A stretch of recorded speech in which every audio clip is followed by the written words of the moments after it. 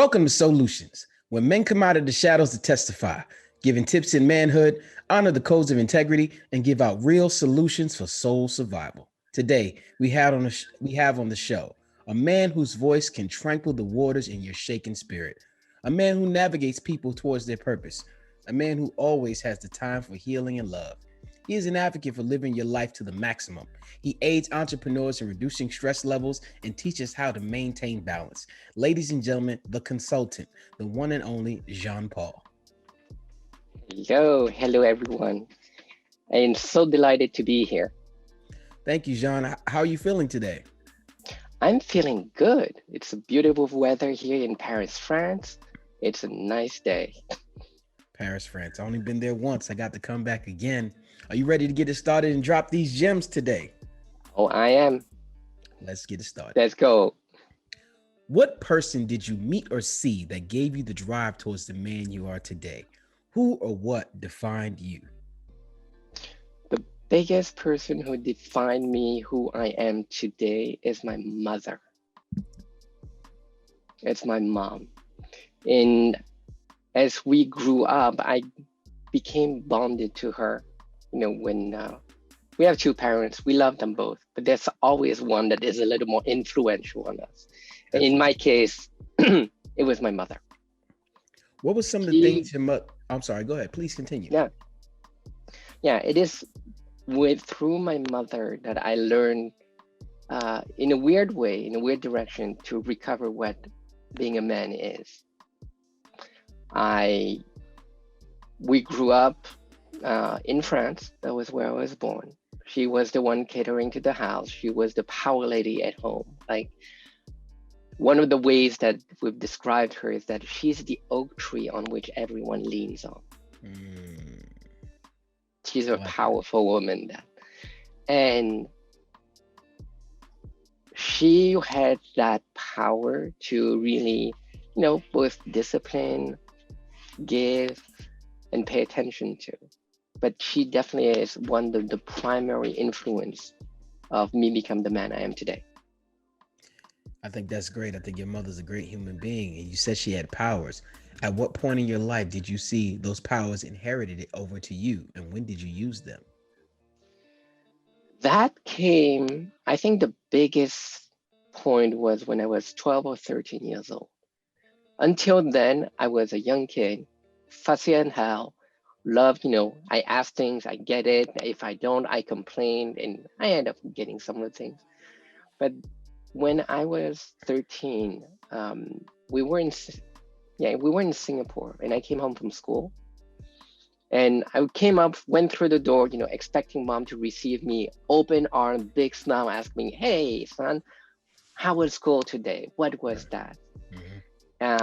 But I did not see that when I stepped in through the door. When I stepped in through the door, I saw a very different scene.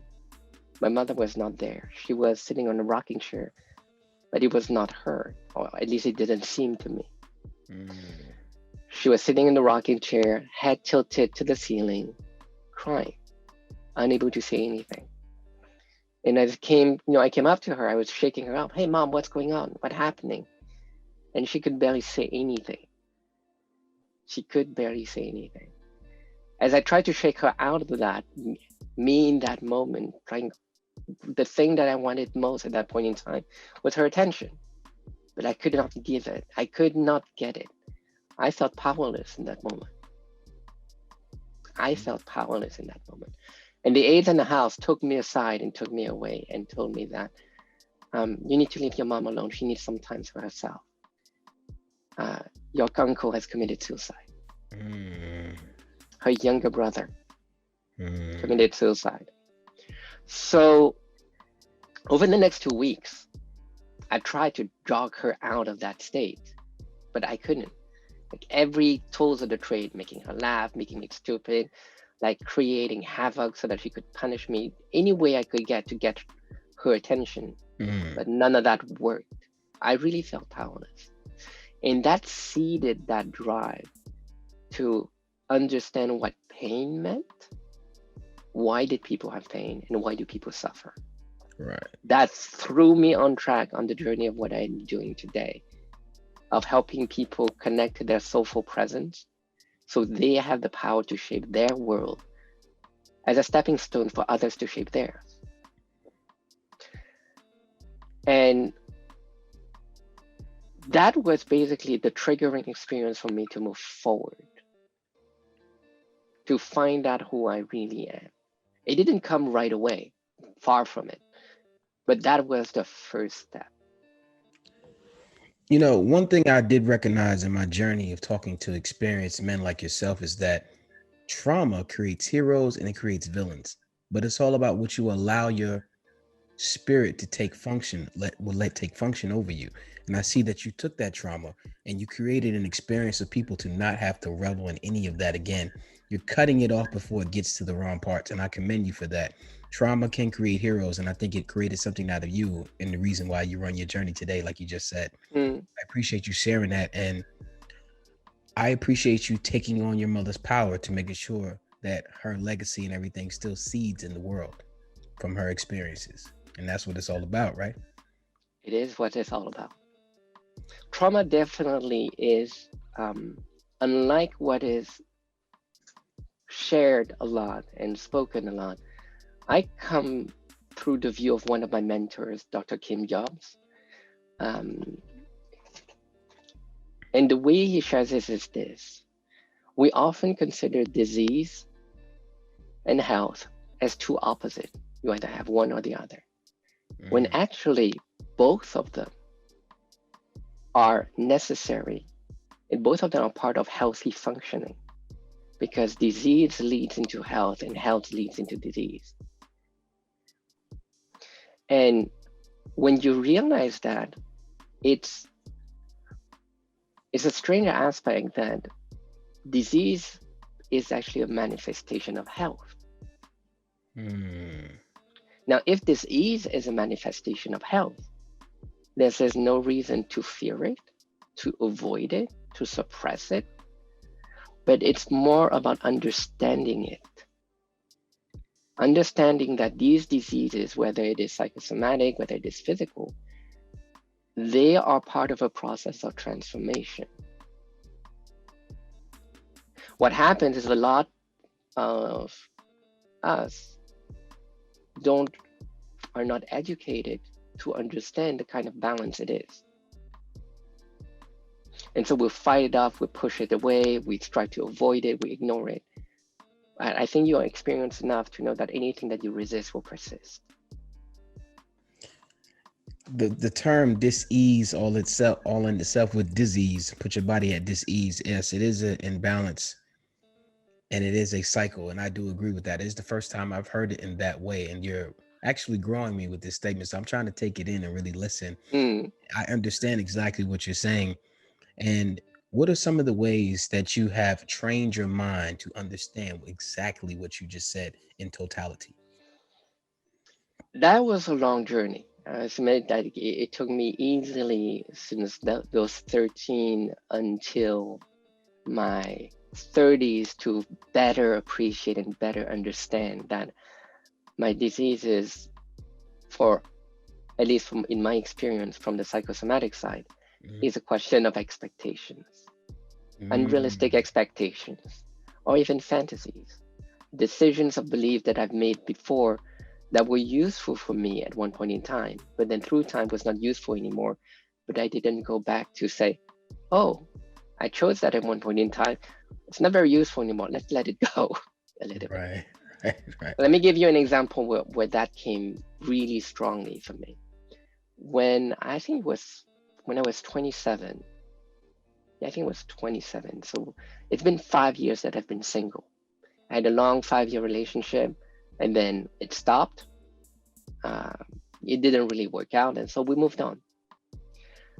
5 years later, I went into a bookstore and I picked up, I think I walked into the personal development section of the bookstore. I love personal development books. I love reading. I am trying to figure out why people suffer, so I read a lot. And when I went into the bookstore, I went into this section and I picked up a book, opened it, and started reading like one paragraph of that. And when I finished reading that paragraph, I started bawling in the store. Now, I said, oh, that's weird. I mean, I'm a man. I've been grown up, to support, protect my mom, my sister in whatever way I could. My sister and my brother. It's actually brother. I have a half sister, but that's a different thing. I was protecting my mom and my younger brother. So there I was bawling in the store. And as I walked down the stairs, trying to ignore all those emotions boiling up, I stopped. I've read enough about personal development to know that if that situation happens, there is something there for me. There's a lesson for me. So I went back, I picked up the book, bought it, went home, read the book. It was Byron Katie's Who Would You Be Without Your Story? Who would you be? Wonderful. That's what I'm taking it in. I'm liking what I'm hearing. Yeah. Who would you be without your story? So Byron Katie has this gift of sharing dialogues and very powerful questions.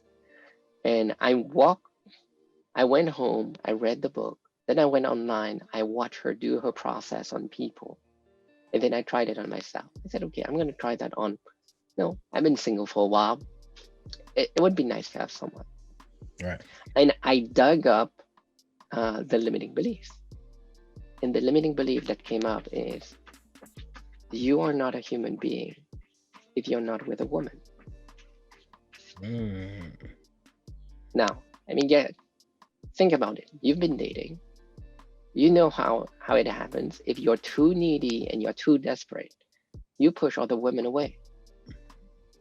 There was no chance holding that belief that would get anyone in my life.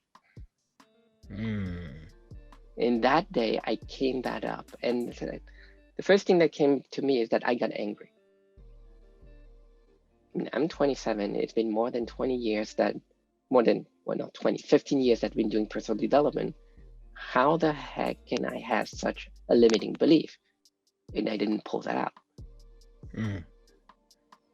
But in that journey, in that moment, it said, it's not because I know it that I've experienced it. You said so much, and I'm going to go all the way back because I love what you said about expectations can lead to some dis-ease, right?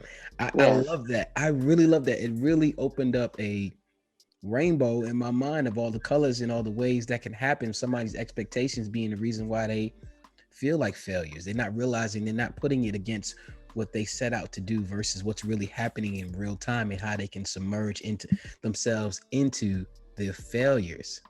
Yes. Absolutely. One of the common expectations people have is to be someone else than themselves. That is absolutely correct. Absolutely correct. That is why I am very careful, at least when I help people, who you pick as a hero. The more the powerful the hero, the more you have the impression that you're not good enough, no matter what you try. I think some of the remedy for that, not all, is to just pick pieces of the hero. I wouldn't say take the whole totality, because there's so many people, everyone is flawed, even heroes. But if you take the best parts of them and then acclimate them to yourself and then boost yourself in areas that you feel that you are the best in your superpowers, I think that's when we're starting to go somewhere where you can get as closest to perfect as you can. Well, here's the thing. What you perceive in another person is actually a reflection of you. There's a concept called the psychological mirror, which is everything you admire and resent in someone else. It's actually a demonstrating of something that you have, but you're disowning. And you're throwing it into the shadows, whether positive or negative. When I sit with someone and ask him, okay, what do you admire or what do you resent about that person? And I really break it down to very specific pieces and specific meaning, I recover all the pieces within the person. But here's the magic about that. We are, as individuals, we're born into this world, and we're a soul having a human experience. There's a line for us to walk. Yet when we compare ourselves to someone else, that comparison is done by our false ego. More precisely to me, the superego. It's the injected values, imperatives from parents, preachers, friends, media and others that said, here's who you should be. Here's you must be. To be successful, you must do this. To be that, you have to do this. You need to do this. But in truth, anytime that you hear yourself say, I should, I have to, I need to, I ought to, all those phrases are signals that what you're striving for is not you. Okay. Listen, I want to elaborate on that a little bit further before I ask you my next question. Please elaborate a little bit further on exactly what you just said, please. Well, I need to is an imperative coming from outside. It's never an inspiration coming from inside. So what is a proper inspiration coming from inside? Give us a demonstration for those who are listening right now who want to know the right way to go about building themselves up and making sure they're pulling from the right source. Well, the first place to look at is what do you spontaneously do every day without having anyone remind you to do it? Some people say eat. That's part of an inspiration. There are people who love eating. I enjoy good food. I was totally talking about myself, Jean-Paul. So am I. I love good food. Yes. I live in France. We have very good food here. Man, tell me about it. Absolutely. Thank you for that example. But please continue. So that's one of the pieces there. But often what happens is we do things spontaneously, and then we judge ourselves because someone told you shouldn't do that. Now you feel guilty because you just did something that someone else told you not to do. But if you look back and examine carefully that moment, what you did was actually truer to you than the should. I like what you're saying. It's sort of like a childlike behavior. They're the most free. Children do exactly what they want to do when they want to do. Children do that. When they are born, they are free. We as parents love them. They can pee on you, they can poop on you, you can scream and yell. Everyone loves them. But as they grow up, suddenly at one point, as parents say, oh, he's growing enough. Now we're going to start putting some boundaries. Right. Suddenly the love that you're striving to get become conditional. But now, you're a baby. You want to survive. You need the love. You want that love. You crave that love. So you start adapting to those rules. Or don't you? Or you rebel against them. But either way, you're taking position against the rules that are being imposed on you. Right. But if you inject those values into you, and as a child, most of them will do that in some shape or form, you become slightly off balance, slightly off yourself. And that's why a lot of journeys in the personal development is a journey of remembering who you are. You dropping some gems, Jean-Paul. You dropping a lot of gems on me real early. I wasn't expecting you to go so all the way in so early. I appreciate that. You're exactly right. There's a lot to digest there. Yes, people are saying, remember who you are. Even in movies as a child, like the movie like The Lion King, if you're familiar, the first thing he says to Simba is, remember who you are. Yes. Remember. And tell him to go all the way back to his childhood to remember who he was. So it's exactly there in front of us. It is very valid. It's a great space as an adult when you forget who you are and when you're lost to go back to what you loved to do when you were a child. Because as an adult, you're doing exactly the same thing, just in a different form. As a child, I'm a fussy, and I love questioning people, and I like bossing people around.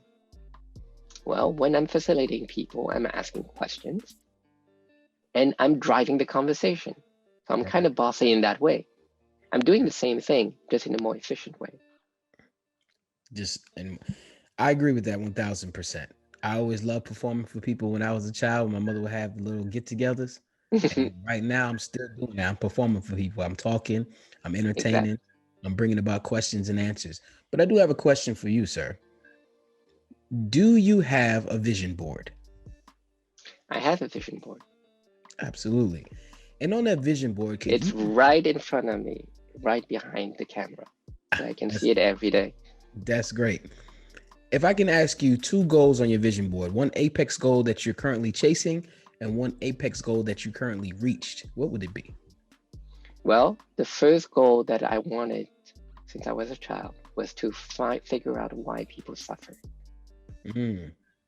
Now I reached that goal. I know why people suffer. I know where it comes from. I know how I can work with that. People suffer because they become attached to their thought. Now, the Buddhist says that the desire of the unachievable and the avoidance of the unavoidable is the source of human suffering. Mm. And so it's a beautiful phrase that encapsulates that most Yeah. of our suffering is our own creation. You may have pain. Pain is a necessary function. I mean, you get hit, you get cut, it hurts, there's pain. It's the body signaling you that there's something off. To survive, you need to take care of the pain. But then suffering, that's an extra piece. You may get hit when you at one point in time, but the hit stops once the hit ends. But we as humans will tend to repeat that hit in our head over and over and over again. And that reassessment, that repeating, that reminding of those re-triggers the same emotions over and over and over again until we actually learn that it's the thought that's the issue, not the hit. Absolutely. Absolutely. What goal are you currently chasing? You said you reached why humans suffer, and that great antidote you gave of us of thought. And I hope everyone who is listening today is really understanding and diving in and submerging themselves into the knowledge they're hearing today from Jean Paul. But what goal are you currently chasing, sir? Well, the current piece of my vision is want to help 1 million individuals connect to their soulful purpose and lead an inspiring life. And how many? I got to know. Where's the number at? Do you know what your number is right now? I don't know my numbers right now because I walk them one at a time. But when you get there, it's on the way. It is on the way. And honestly, from listening to your aura and seeing your words, I'm going to say that you're going to go further than 1 million, sir. I'm sure it's going to go further. But right now, in my vision, That it's is a the million. goal. Yeah, absolutely. That's the goal. I totally understand what you're saying. Most likely, when I hit 1 million, and then I said, okay, now done 1 million. Where's the next number? It's going to grow for sure. But for right now, the goal is 1 It's million. 1 million. And I respect that. I told people that the goal is to interview 200 men. Many people say you're going to do more than that. But I'm telling them, like, I need to let you know this is the goal. This is where we are. This is the focus. Yeah. So I understand exactly what you're saying when you're saying, no, this is the goal. Yeah. With your goals in mind, the 1 million people, understanding suffering and thought, what are some affirmations you tell yourself to keep yourself on this path, this journey? So the current affirmation that I use at the moment every day is, I surrender and submit to my soulful purpose and allow it to shape, structure, and organize my thoughts, my feelings, and my actions, and allow it to focus my behaviors and my habits. And how many times a day do you say that for those who are just getting started with affirmations? If you're starting, I usually go for 5 minutes straight of just repeating it. It's not the number. Here's the thing many people don't understand about affirmation. It is not about the number. It's about the feeling you get when you say it. If you say it and you don't feel anything, whether you say it or not doesn't really matter. But if you say it and repeat it and start feeling it in your body, feeling the energy that comes with the words, now you're actually getting somewhere. I agree with that 1000%. And you might say it just 5 times. But if the 5 times you say you feel that powerfully through your body, 5 times is enough. But if you can say it 100 times and not feel anything, it's like as if you didn't do anything about it. So the power of affirmation is the power of the feeling you get when you affirm it. Affirm is to make firm. You're So trying now, to make it firm in your mind. so now we have this journey. You understand suffering, you understand thought, you have these affirmations. We talked about earlier where you had got your journey from, the art of trying to figure out why your mother had her head to the sky with tears coming out of her eyes. You put in so much work to understand these things. Along that journey, what did you sacrifice? Friendships, social life, being a bookworm, that does have a play on that. Making my own mistakes. Mm. My value is knowledge and wisdom, but the price that I put on that is relationships. There were relationships I did not take care of and that died out. If you can There tell, were, go ahead. There were yeah, that's part of the sacrifice. The intense hours of reading books after books, listening to teachers and trying to piece the puzzle together. That takes a lot of time. And learning how to share it and teach it and pick out like what is the most encompassing answer that I can find that has little that is most universal. There's something I like to do during the show called an Audible. That's when I ask you a question I did not have on the dossier that I feel you have triggered me to ask. Sure. Your moments of reading books, concentrating to be this person, we all get burnt out. What is something that you apply to reset yourself to go back in and finish the task? I did not burn out when I did that. Oh, Here's why. talk It's to me. it's part of my inspiration. Mm. I was not aware of it at that time, but it's part of my inspiration. Now, when you're inspired, doing what you love, it energizes you by doing it. Mm-hmm. You can't burn out when you do that. You can spend maybe 16, even 20 hours a day. You don't burn out because you're doing something that you love. And you can sustain it because it energizes you just to do it. Absolutely. Now, you will burn out when you're striving to do something that is necessary for the project. Yeah. But it's uninspiring to you. And in those moments, you're actually using willpower and not inspiration to get it done. Now, here's the challenge. Willpower is a very powerful tool, but it has a limited amount. And every time you use willpower to make decisions, to push yourself or force yourself to do something, you're using extra energy to go against your spontaneous nature. Mm. That extra energy is expended. It's an expense that you don't get back. And so the more you sustain that, the more you try to push through. Now, it's great. You develop the willpower, you're perseverant, you move forward. I'm not saying it's a bad thing. What I'm saying is you'll spend so much energy that you end up burning out. So is that energy equated to time? It's not equated to time. Okay. It's two different things.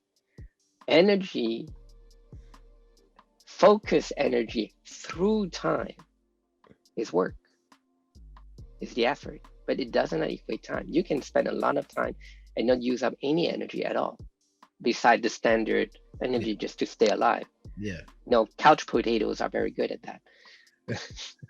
They don't spend that much energy.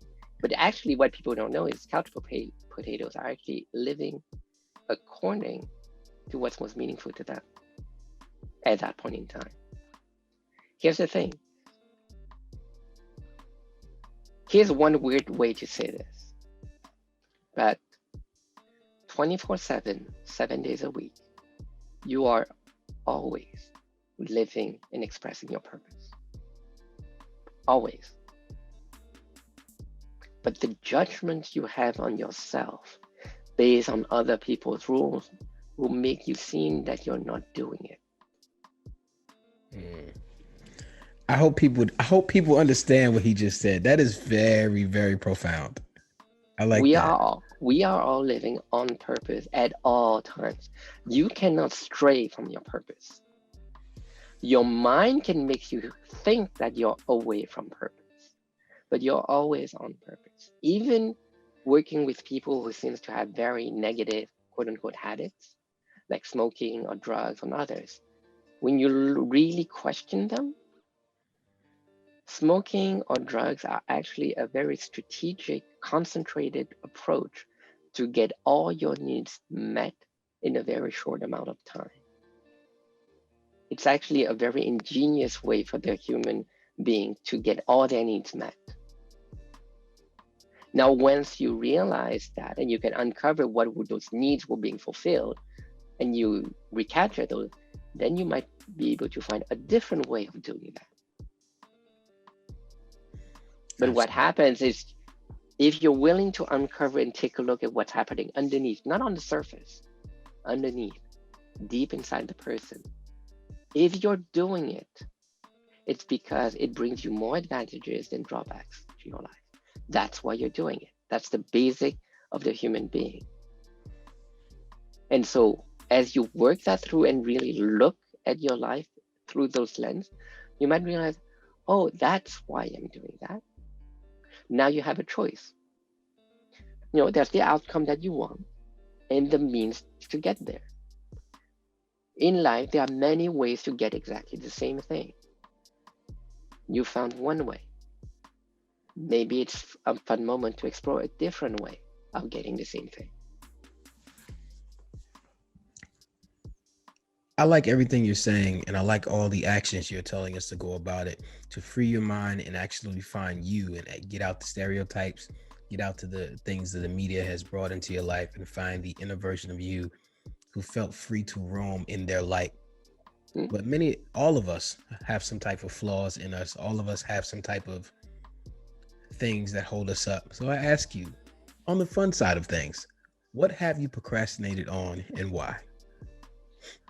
I've procrastinated on quite a lot of things because procrastination was my attempt to do something that was not meaningful to me. That I like that definition. Please expound upon that for those who just heard that for the first time. So here's something that I've learned from one of my mentors, Dr. John DeMartini. We, as human beings, live according to a hierarchy of values. Some things that are most important to us to things that are less important to us. Things that has the highest priority, less priority. Something that is most valuable to us and less valuable to us. When we're behaving according to our highest value, we're in our telos. This is where we say, I am. This is where you're alive. This is where you don't hesitate. You make quick decisions, you move forward, you're orderly, you're organized, you're disciplined, focused, reliable. Anytime you start doing something lower on your values, you will hesitate, you'll frustrate, you'll procrastinate. That way you're not disciplined, you're not organized. In that lower value, you're slow in your decision making. You don't have the attention for it. You don't have the retention for it. Then the lower values, this is where you perceive to have attention deficit disorder and retention deficit disorders. Whereas on the higher values you have attention surplus, and you have even retention surplus orders. You remember more, you're more attentive, you're more at peace there. So when we're procrastinating, it's simply a feedback to inform you that what you're currently right now, you don't perceive it as valuable to you. And there's two ways to go about that. One, delegate it. Have someone else who loves to do that for you. Or two, uncover how it relates to your highest value. How does it help you get what's most meaningful to you? And when you can realize that very thing that you're trying to procrastinate on is actually serving you to get to your purpose, it becomes on the way, it's not in the way of what you're trying to accomplish. What steps do you take to evaluate that process? Which one? The For delegated or? Yeah, not the mitigated, but the second process where you evaluate where it fits in your line of influences to make sure that you actually tackle it with the right energy. Yeah. So if you're clear on your telos, on what's meaningful to you, what's most important to you, you can ask yourself, how specifically is doing this task going to help me fulfill my highest value? And you ask that maybe 15, 20, 30 times, and you give honest answers to that, you suddenly notice that the resistance disappears. Resistance is something that I like to talk about because I read a book called Do the Work with Stephen Pressfield, and he talked about resistance coming from anyone and anything when you're on your journey and your purpose. You have to recognize resistance that will help you continue to move forward. I have a question I want to ask you. What was abusive to you that you thought was love? How did you recognize it? How long did it take for you to accept it? What was abusive to you that you thought was love? How did you recognize it? How long did it take for you to accept it? So what I thought was abusive was the way my father separated with my mother when we were 15. They were not married, but they had a separation. There was a legal pact in Vietnam. There's a weird legal thing over there. So they did do a quote unquote sort of divorce. That did not go very well. And that I could perceive that as abusive at that point in time. It took me 30 years to actually learn to perceive and observe the balance. 30? No, 20 years. I'm trying to make myself older than I am. That's not 20 years. Jean Paul, everybody watching is like, there's no way you're over 22, but go ahead, please. A lot of people tell me that. Actually, I've tried that for the fun of it. I'm 39, but I've had some fun, dressing up like as young as you are and to go to a kid's party. People still thought that I was like 20. Yeah. You got it, man. You got it. You just need a dress. You got the young gene, sir. Yeah. So as I learned to recapture in what I perceived as abuse in my father and actually learn what was actually happening, there's a hidden order underneath that. And when I recaptured that hidden order, I enter a state of unconditional love. And then the label abuse simply disappeared. And that is one of the things that I do work with some of my clients who may have had abuse in their lives, to transcend the label, of victim, to go beyond that, because there's something deeper. Part of that journey we uncover is that it was there to prepare you somehow to be who you are. I'm going to curtail this next question towards you. I usually ask it a certain way, but I want to change it a little bit for you. Should there be a basic training program amongst young men that talk about learning yourself with self-love, that talks about financial literacy, communication, but most importantly, the things you say about keeping that source of youth and spontaneity and freedom? How early can we start teaching that to our children? 5 years old? As a tribe effect. Absolutely. You can start at 5 years old. Here's a challenge. The knowledge is not that common. It is available. There are many teachers out there that teach different variations of what I'm sharing, and I'm standing on shoulders of giants. I did not invent these ideas. Like, a lot of what I'm sharing is not 100% mine. It's really what I've learned from others, through other people's experience, other people's teaching. I just synthesize it through my own personal lens and share it back into the world. Absolutely. What you're sharing is something I definitely would love to see, that young men and women learning to govern their mind in a way that it's more connected to them. And so they live a more inspired life younger. But I also understand why it may take more time. Experiences. For some to go that. There are experiences, but there's also the soul's journey. The soul comes with a very specific intent that in the woo-woo space, spiritual space, that you may uncover and figure out, like, Why did I choose to come through these parents in this life? And what did I choose to experience? Mm. Part of that understanding, at least in the spiritual side of things, is Mhm. to know that you're a God in human form. You're divine in human form. You have a divine ability to create the reality that you want through the use of your mind. Except that when you grow up, many parents, they do the best they can, but they don't know how the mind works. I They have agree. not yet learned to do that. And I so agree. they do the best they can. And we grow up with, the challenges and the experience we are. But they are all feedback to guide us back to who we are. It took me 30 years to find the appropriate teachers to give me the final pieces to understand that and really now start expanding on it instead of just seeking to piece the puzzle together. And the knowledge is there. And one thing that I find very amazing working with people is when you use these approaches, these models with young children, it's amazing how quick they can process an emotion. Whereas with adults who are attached to certain outcomes, certain identities, certain beliefs, and certain ways of thinking, it just takes so much longer for them to get through that. So there were two books, one book being a book for children and one book being a book for adults. What two books would you recommend people actually start with?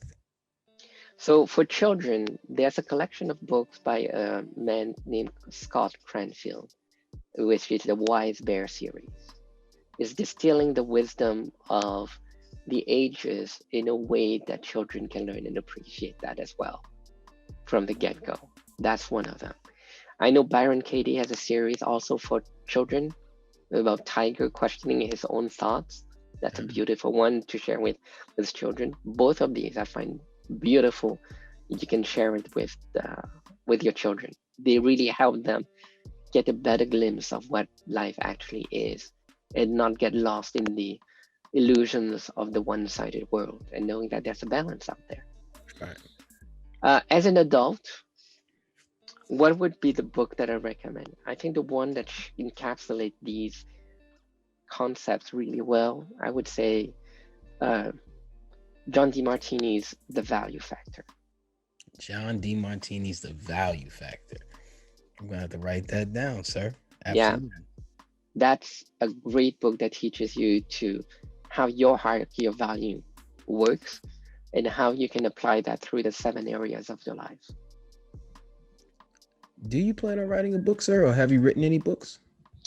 I currently there's no plan in writing a book, not just yet. It will happen. I see it in my vision, but not at the moment. It's not an immediate goal.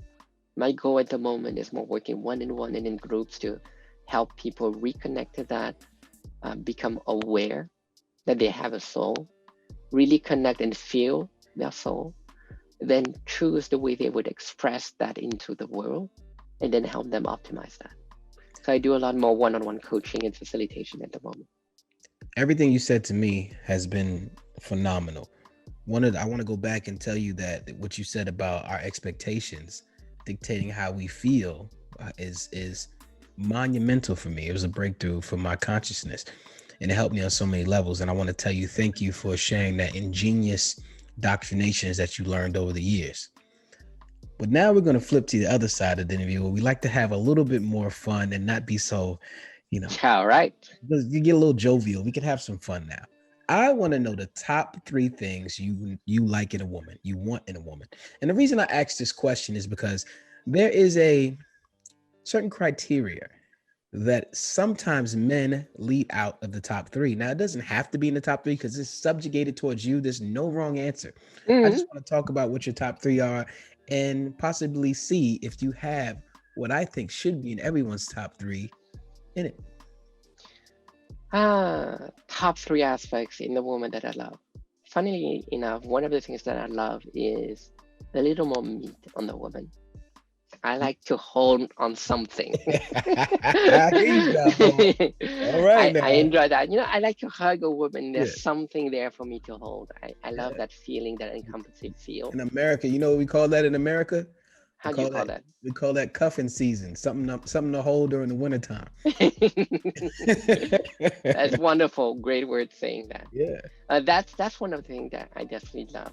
I love curvy women. I love thin women as well, but it's a different kind of appreciation. I feel that. That's one thing I love. I love their eyes. There's one thing when you can sit there and look and stare into her eyes to see that there's something more inside, and feel that I actually have an effect. Yeah. When I look at them, that chemistry, That that is sexy as hell. Yeah. Yeah. That is super important. That definitely something that I really love. And for me, strangely enough, the heart. What she has in her heart. So you said the heart. So I want you to elaborate on that for those who might. I don't want to leave it up to their own devices to think about what that is. I want to hear what your subjugated answer is in terms of heart. Well, it's something that it took me a little while to understand. As a man, one of the things we as men love to do, at least most men that have masculine energy, we love to fix things. And that is usually one of the major source of dispute within the couples is my lady brings home a problem and I try to fix it right away when she was not asking me to fix anything. She just needed to vent out what she was doing. Right. And I learned to appreciate the way she shares. I learned to appreciate the emotional roller coaster that she goes through and simply be the center of the cyclone as she goes all over the place with that. Okay, sir. I appreciate that. And one thing I would like everyone to add in their top 10 is intelligence in a woman, right? Because all those levels of intelligence to have those conversations that you like to have, to be a part of your situation. I like to talk about intelligence, but I will ask you this. You studied suffering, but how much of communication in terms of love and relationships have you involved yourself in? Like the 5 love languages and those in that regard of that information. Okay, so let me share it. Let me share with you how far I went from. I can feel it's very far. But I want to hear very this. Far. Yeah. My social skill at every level is totally learned. None of them is spontaneous. None of them is natural. Here's what I mean. When my parents, my trauma of witnessing my mother that way and my mother's separation did that, I cut myself off. Like, there's my head and there's no more body, no feeling. I didn't want to have to deal with that. So my mind went into overdrive. And so it went in such an overdrive that I lost even the most basic and spontaneous skills of human being. That is giving a hug. I'm in my 20s. I know that in social settings, we hug sometimes. And so there I was wondering, how do I hug? Like, how? Like, really, how do you hug someone? You had to come back from it, yeah. Yeah, how do you hug? Well, the first step, someone needs to signal and like open their arm. Okay, great. He opened the heart to hug. Now, I have a problem. Do I put my 2 arms under his or hers, over, in a diagonal, in the other diagonal? Like where do I have to step into that? Here. Yeah, yes. Yeah? Yeah. And okay, you get the hug. All right, the person comes, wraps her arm around you. Like, how far do I wrap behind? Like, do I go all the way, a little bit? Do I do a little tap on the shoulder? Like, the question is, do you hug completely? Do you have that V-shaped hug? Like where do you go from there? How tight do you want to do? And even as I analyze all of that and seeing how the hug is done, I screwed up because I missed the most important step in my analysis. And what's that, sir? To relax into the hug. To relax what? To relax into the hug. Yeah. Enjoy it. Relax into that. Appreciate the hug. Well, it depends on whom you're hugging. It depends on why you're hugging. Right. That too. Yeah. If you're hugging just for social politeness, you wouldn't do that. But a Yeah. true deep hug with your loved ones, Yeah. you need to relax into that. Yeah. And I'm You need talking to with let my loved ones at that time. I did not know how to relax into the hug. right. That's how far I go in terms of learning what social skills is. Did I learn the love languages? Yes, I read those and I learned to apply those.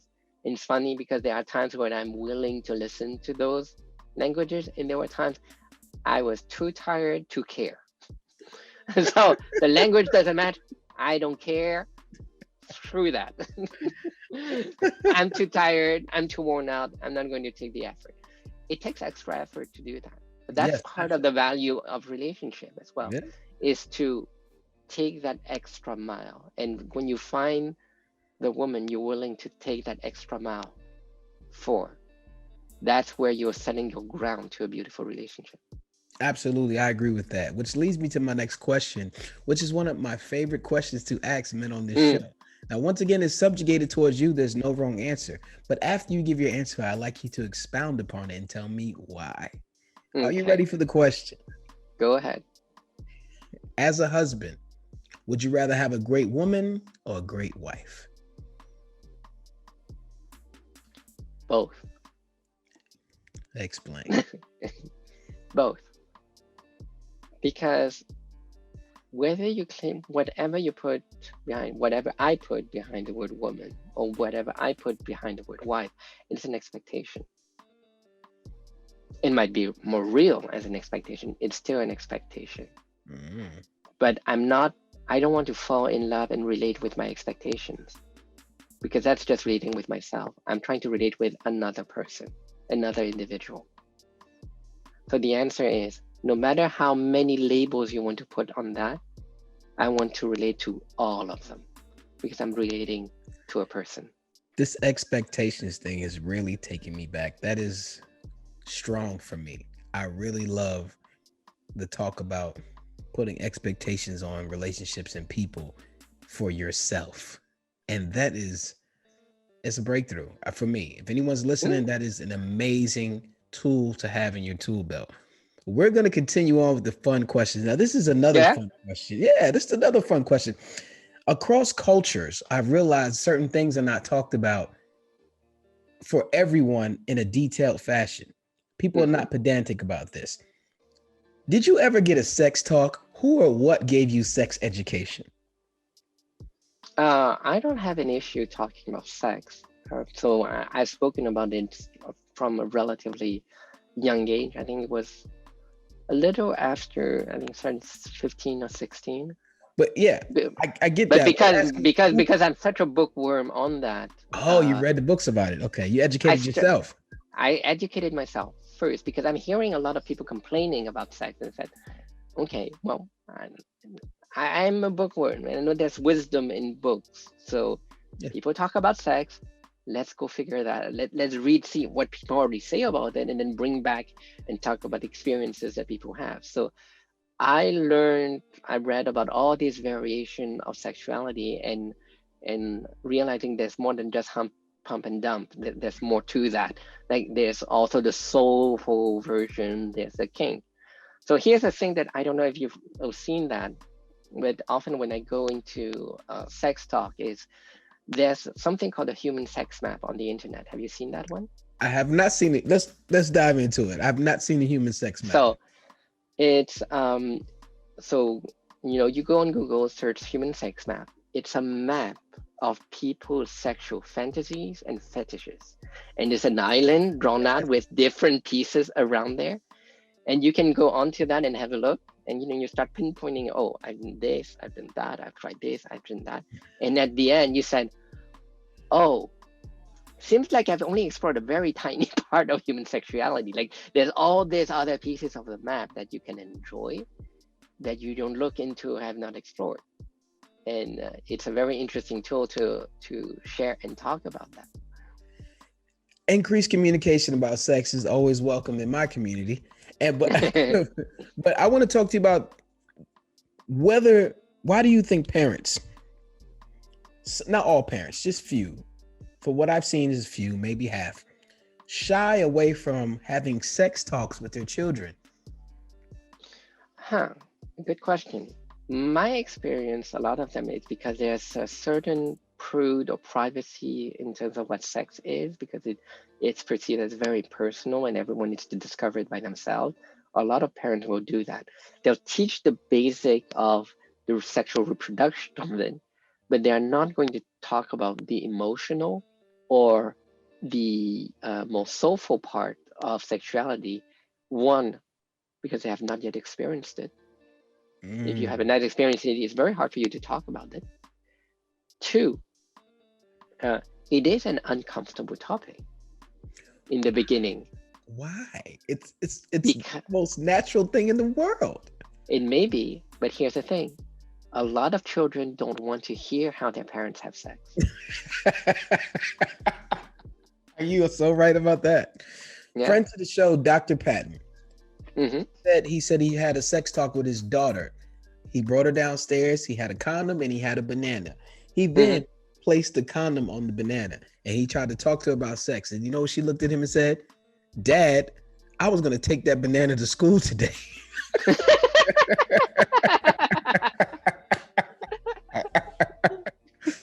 Ew, that's one. Yeah, she just walked out the house. So those types of things, I get what you're saying.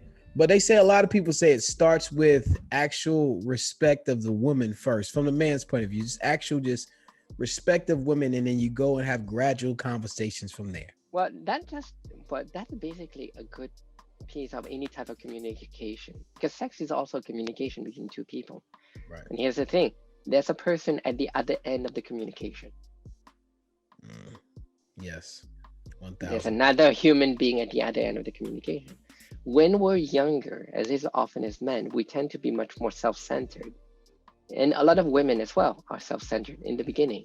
There's a cycle of maturity that happens, that where you cycle between it's all about me, it's all about the others, it's all about me, it's all about the other. And we cycle through that until at one point the pieces come together and said it's about both of us at the same time. But we spiral through that journey from me, others, me, others. And so when we can teach young men and young women that it is about the other, it's about the attention we share to the other, and there's an alternation between the two of those, that allows the men to be more patient and be more attentive. Understand that a woman's way to get eroticized, get excited, is different from the man's way of doing it, and be at ease with that. So for instance, when I was younger, I had an unusual problem with sexuality. I had delayed ejaculation syndrome. It takes me 2 hours to come. Now, for the ladies I'm with, they love that. I'm very patient. There's time. They get, they get to climax several times. They love that. But at first, it was very stressful to me to wait. Everyone is telling me that they're fast. It's quick. It's like 10 minutes, 5 minutes, like maybe 30 seconds. And then, in one point in time, I said, "What's wrong with me?" Like I'm very different in that sense. But then later on, I realized the reason I was that is because I grew up in a feminine environment by my mom. Everything was a little slower in that sense. And so I enjoy the process more. And in my sex experience, it's not about climax. It's about the journey.